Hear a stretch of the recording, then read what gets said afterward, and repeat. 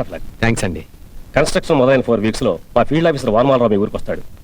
ఓనమాలు రావా? ఓనమాలు రాని వాళ్ళని కూడా మీ బ్యాంక్ లో చేర్చుకుంటారా? ఎవరు సార్ అతను? పిలుస్తానండి. సార్ ఒకసారి లోపలికి రండి. Yes sir. సార్ ఇతనే వానమాలరావు. ఓహో సార్. నేటివ్ ప్లస్ నెల్లూరు అండి, పెరిగింది పిఠాపురం అండి, చదువుకుంది చన్నపట్నం అండి, వర్క్ చేస్తుంది వంకాయలపాలెం. వాటర్ లిస్ట్ లో నా పేరు ఓనమాలరావు.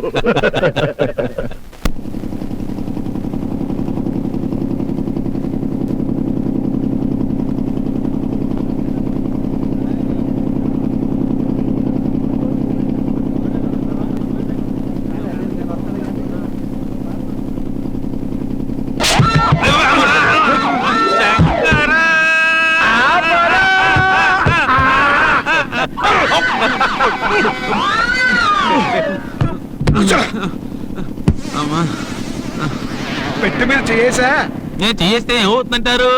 ఏమవ్వబోనండి ఆయన. గోదావరి పొంగవచ్చు, రావరా. ఈ లాంచికి చిన్ను పడవచ్చు, దేవా, దేవా. దొంగలు దోపిడీ చేయొచ్చు. గోవిందా గోవిందా.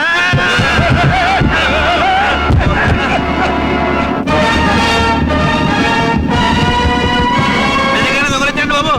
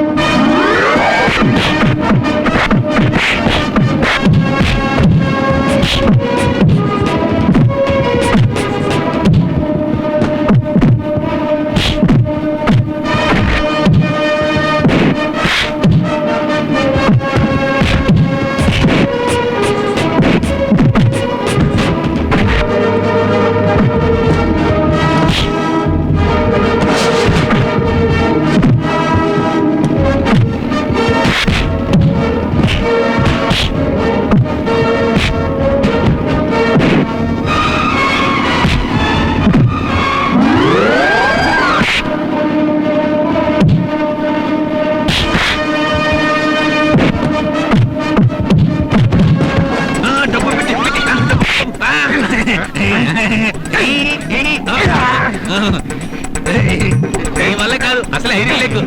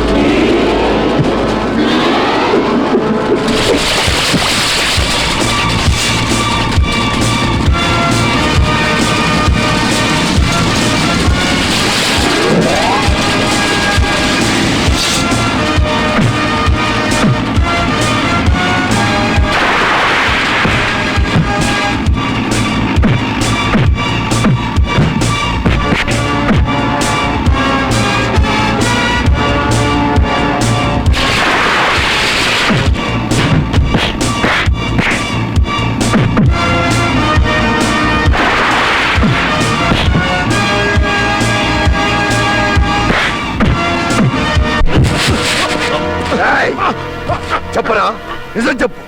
నిన్ను మేము పోలీసులకు పట్టివ్వం, సజీవంగా ఇక్కడే అందరి ముందు పాతి పెడతాం. చెప్పు. చెప్పు. నా వంక చూస్తావరా? నా దగ్గరకు వచ్చి ఏం చెప్పావో వాళ్ళకి అదే చెప్పు. చెప్పరా ఐగోరు, నేను బలహీన పరుగుపోండే, మీరు కడుతున్న ఫ్యాక్టరీలో నన్ను నెంబర్ గా చేర్చుకోండి అంటే ఈ బలరామ ఏమన్నాడని చెప్పావరా?